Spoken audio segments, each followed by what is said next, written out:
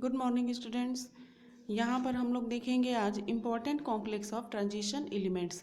इसके पहले की क्लास में हम लोगों ने कॉम्प्लेक्सेस के बारे में पढ़ा था और आज ट्रांजिशन सीरीज़ के कौन से एलिमेंट्स किस कॉम्प्लेक्स का फॉर्मेशन करते हैं उसमें से कुछ इंपॉर्टेंट कॉम्प्लेक्स को देखेंगे। जैसे KMnO4 है ना। KMnO4 का फॉर्मेशन कैसे होता है, प्रॉपर्टीज़ क्या होती है एंड यूजेस क्या होती है, उसके बारे में बात करते हैं। तो इंडस्ट्रियल मेथड क्या है इसकी, जब मैग्नीज डाइऑक्साइड की क्रिया पोटेशियम हाइड्रोक्साइड एंड ऑक्सीजन के साथ करवाई जाती है तो पोटेशियम मैग्नेट का फॉर्मेशन होता है K2MnO4। अब नेक्स्ट स्टेप में यही K2MnO4 क्लोरीन के साथ रिएक्ट करके क्या बनाता है, पोटेशियम परमैंगनेट बनता है, जो कि गुलाबी कलर का होगा, है ना। इसे हम कुएं की लाल दवा के नाम से भी जानते हैं। और भी कई नाम हैं जो आगे बताया जाएगा। तो इंडस्ट्रियल मेथड में हमें क्या ध्यान रखना है, मैग्नीज डाइऑक्साइड लेना है और सेकेंड KOH एंड ऑक्सीजन, इन तीनों की आपस में क्रिया होगी तो पोटेशियम मैग्नेट बनेगा। फिर पोटेशियम मैग्नेट क्लोरीन के साथ रिएक्ट करके फाइनली KMnO4 बना देगा। ठीक है, तो पहले हमें उसे शब्दों में लिखना है जो कि यहाँ पर लिखा गया है। आप लोग इसको लिख करके फिर रिएक्शन लिखेंगे। नेक्स्ट कुछ अदर मेथड हैं जिसमें पोटेशियम मैग्नेट की क्रिया H2SO4 के साथ होती है तो KMnO4 बनता है। अभी आप लोगों ने देखा कि हम लोग मैग्नीज डाइऑक्साइड से बना रहे थे, अब सेकेंड रिएक्शन में हमें किसके बनाना है, पोटेशियम मैग्नेट से बनाना है ना। पोटेशियम मैग्नेट मतलब K2MnO4। K2MnO4 की क्रिया हम किसके साथ करवाएंगे, H2SO4 के साथ। H2SO4 के साथ करवाने से क्या बनेगा, पोटेशियम परमैंगनेट बनेगा और पोटेशियम सल्फेट MnO2 और 2H2O। यहाँ पर पोटेशियम परमैंगनेट लिख देना है और ये सल्फ्यूरिक एसिड लेंगे। तो इसमें दोनों रिएक्टेंट हमें याद रखना है कि कौन कौन से रिएक्टेंट को लिया गया था। पहला तो potassium magnet and second sulphuric acid. ठीक है, ये दोनों ही आपस में रिएक्ट करके पोटेशियम परमैंगनेट बनाएंगे और साथ ही में K2SO4 MnO2 और H2O। तो इस तरीके से ये दोनों मेथड को ध्यान में रख करके रिएक्शन लिखनी है। अब नेक्स्ट पॉइंट है प्रॉपर्टीज़। तो प्रॉपर्टीज़ में कुछ फिजिकल प्रॉपर्टी है इसकी, जैसे स्टेट क्या होता है, crystalline solid and colour purplish black या पर्पल कलर या पिंक कलर, इन कुछ कलर में ये पाए जाते हैं। सॉलिबिलिटी किस में घुलनशील है, ये वाटर में, है ना, वाटर में डिज़ोल्व होता है। अब आगे है कुछ और प्रॉपर्टीज़ भी हैं। इन बेसिक सोल्यूशन में KMnO4 का कलर कैसा हो जाता है, ग्रीन हो जाता है। ठीक, एंड नेक्स्ट है KMnO4 composed of K positive and MnO4 negative ion. KMnO4 जो होता है वो K पॉजिटिव और MnO4 निगेटिव आयन से मिलकर के बना हुआ है। इसके कुछ अदर नाम भी है ना, इसके पहले मैंने बताया था। कुछ इसके अदर नेम्स भी हैं, जैसे इसको कैमिलियन मिनरल, कैंडिस क्रिस्टल, पर मैग्नेट ऑफ पोटास, हाइपर मैंगन भी कहा जाता है। ये इसके कुछ अदर नेम हैं जिसे इस नाम से भी जाना जाता है। फिर इसके यूजेस की बात करते हैं। यूजेस में वॉल्यूमेट्रिक एनालिसिस में यूज़ किया जाता है, लैब में, एंड ऑक्सीडाइजिंग एजेंट के रूप में भी किया जाता है। कई रिएक्शंस में ऑक्सीडाइजिंग एजेंट का काम करता है ये।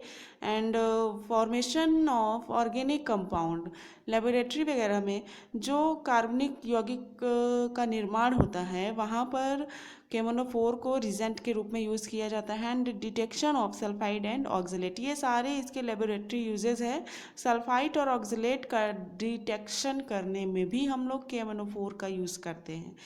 एंड नेक्स्ट कॉम्प्लेक्स है सोडियम नाइट्रोप्रोसाइड। जी हाँ, सोडियम नाइट्रोप्रोसाइड आप लोगों ने इसका नाम सुना होगा, जो कि लैब का एक इम्पॉर्टेंट रिजेंट होता है या लैब में इसे बनाया भी जाता है। तो कैसे मेथड ऑफ प्रिपरेशन है इसकी देखते हैं हम लोग।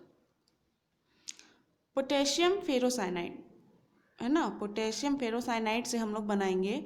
पोटेशियम फेरोसाइनाइड से बनाने के लिए क्या करते हैं चलिए देखते हैं, है ना। पोटेशियम फेरोसाइनाइड लिया हम लोगों ने K4FeCN का होल 6, ये हमारा पोटेशियम फेरोसाइनाइड है जो कि नाइट्रिक एसिड के साथ रिएक्ट करेगा एंड क्या बनाएगा, पोटेशियम फेरिसाइनाइड K3FeCN का whole 6 plus NO2H2O and KNO2।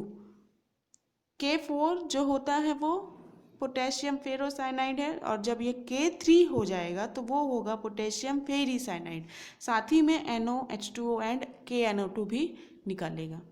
तो फर्स्ट स्टेप में इस रिएक्शन को लिखना है एंड सेकंड स्टेप हम इसको कर सकते हैं जिसमें पोटेशियम फेरिसाइनाइड ही लेंगे। पोटेशियम फेरिसाइनाइड हम लोगों ने लिया और सोडियम कार्बोनेट के साथ इसकी रिएक्शन करवा रहे हैं। सोडियम कार्बोनेट, पोटेशियम फेरिसाइनाइड को लेकर के सोडियम कार्बोनेट के साथ रिएक्शन करवाएंगे तो क्या बनेगा, सोडियम फेरिसाइनाइड। पोटेशियम से वो किस में कन्वर्ट हो जाएगा, सोडियम में, क्योंकि सोडियम कार्बोनेट के साथ रिएक्ट कर रहा। सोडियम फेरिसाइनाइड बन गया एंड K2CO3 भी निकल गया। अब ये सोडियम फेरिसाइनाइड नाइट्रिक ऑक्साइड के साथ रिएक्शन करेगा। नाइट्रिक ऑक्साइड के साथ रिएक्शन करके क्या बनाएगा, सोडियम नाइट्रोप्रोसाइड। ये फाइनली बन गया हमारा क्या, सोडियम नाइट्रोप्रोसाइड। तो इस तरीके से हम लोग 3 स्टेप में इसकी रिएक्शन को दे सकते हैं। अब बात करते हैं इसके प्रॉपर्टीज़ की।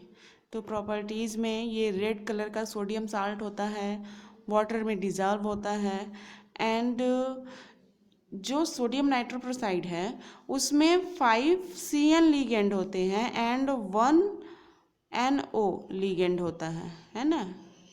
वही बताया गया है यहाँ पर, nitroprusside is a complex anion that feature on an octahedral iron third centre surrounded by 5 ligand cyanide and 1 linear ligand. 5 cyanide ligand होते हैं और एक NO लिगेंड होता है। एंड नेक्स्ट है usages of sodium nitroprusside SNP भी, कहीं कहीं इसे SNP के नाम से भी लिखा जाता है। तो सल्फाइड के डिटेक्शन में यूज़ किया जाता है and sodium nitroprusside is also used analytical reagent के रूप में भी ये यूज़ किया जाएगा। अभी आप लोगों को इसके पहले ही बताया गया। Reduction of blood pressure, sodium nitroprusside use in injection में भी इसका यूज़ किया जाता है। तो कुल मिला के हम लोग ये कह सकते हैं कि मेडिसिन के रूप में भी सोडियम नाइट्रोप्रोसाइड का काफ़ी रोल होता है। तो इस प्रकार आप लोग ये देख रहे हैं कि सोडियम नाइट्रोप्रोसाइड काफ़ी इंपॉर्टेंट कॉम्प्लेक्स है और साथ ही में पोटेशियम परमैंगनेट भी एक इम्पॉर्टेंट कॉम्प्लेक्स है। इन दोनों की methods of preparation, properties and uses को अच्छे से लिख करके उसे ध्यान में रखना है। नेक्स्ट लेक्चर में हम लोग नए टॉपिक के साथ मिलेंगे, तब तक के लिए धन्यवाद।